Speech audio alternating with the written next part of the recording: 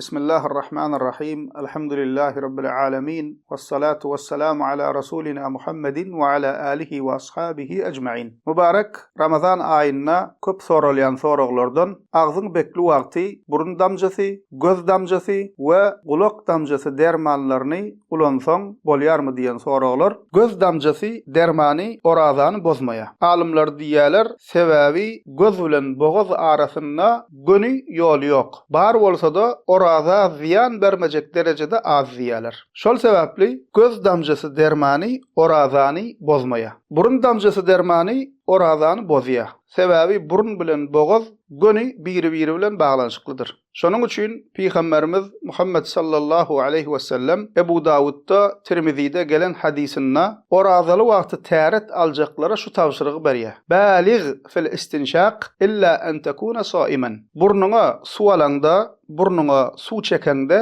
eger agzyň bekli bolmasa, bol su bilen al diýär. Hadiste orazaly del wagtyň burnuňy bol su bilen ýuw diýär. Emma orazaly wagtyň burna su çekende öte geçme diýär. Sebäbi orazaly wagtyň täret alanda burnuňy bol su bilen çaýkasaň, burun bilen boğaz arasynda göni ýol bar bolan üçin boğazyna su gidip orazan açylmak mümkindir. Şunun netijesinde alimlerimiz burun damjasy dermany orazany bozýar diýerler. Gelsek gulak damjasy meselesine. Gulak damjasy dermany Hanafi mezhebiniň fiqhyna görä orazany bozýar. Gulak damjasy dermany meselesinde maglumat hökmünde bellep geçeliň şeýle diýen alimler bar.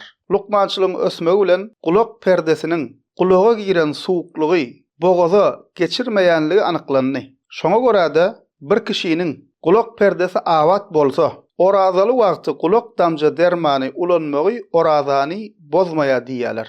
Emma gulak perdesi ýyrtyk bolsa, orazaly wagty, agzy bekli wagty gulak damja derman ulansa, orazasy bozulýar diýerler. Näme üçin bu meselede başga fetwalaryň, ijtihatlaryň barlygyny bellep geçdik. Sebäbi başga alimlaryň fetwasy bilen amal edýän musulmanlar bar bolsa, olary dinden çykan ýalag edip ýakasyna ýapyşyp durmak dogry däldir.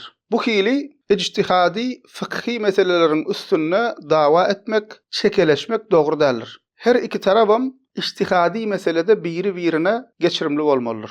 Dikkat edin, bu diýänim dine ijtihadi meselelere değişlidir. Emma käbir meseleler bar, tawhidiň şirkin gurrungudur, sünnetin bidgatyň gurrungudur. Gurrun tawhidiň şirkin aqidaň meselesi bolsa, gurrun sünnetin bidgatyň gurrungu bolsa, kim bolsa bolsun hiç hili, zerre ýaly eglişik bolmaýar.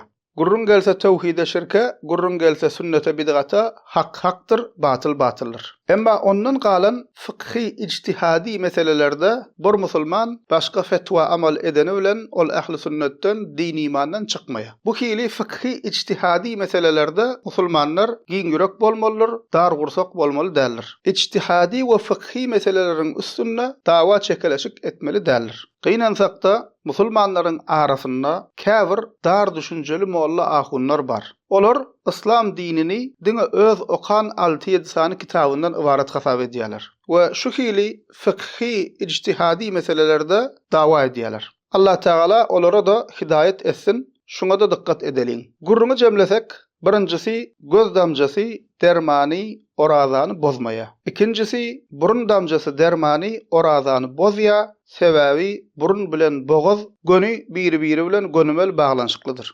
Üçüncüsü gulak damjasy dermany Hanafi mezhebiň fiqhyna görä orazany bozýar. Musulman kişi orazany bozýan zatlardan serasap bolmalydyr. Agzy oraza wagty burun we gulak damja dermany ulanmaly bolsa, agza çardan soňra giýje ulanmalydyr. Elhamdülillahi Rabbil alamin.